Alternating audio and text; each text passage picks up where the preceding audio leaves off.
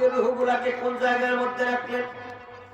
ইমাম সুয়ুতী বর্ণনা করেন আল্লাহ পাক সাধারণ ইমানদারদের রূহ রাখার জায়গা বানিয়েছেন, আল্লাহর ওলিদের রূহ রাখার জায়গা বানিয়েছেন।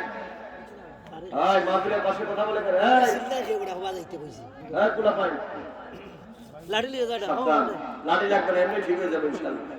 মাহফিলের আশেপাশে কেউ কথা বলবো না।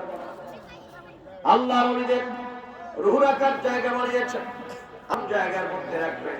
ইমাম সুয়ুতী বর্ণনা করেছেন দুনিয়ার মানুষ শুনে রাখো, আল্লাহ পাক সাধারণ ইমানদারদের রূহ রাখার জন্য জায়গা বানিয়েছেন, ওলিদের রূহ রাখার জন্য জায়গা বানিয়েছেন, কাফের বেঈমানদের রূহ রাখার জায়গা বানিয়েছেন।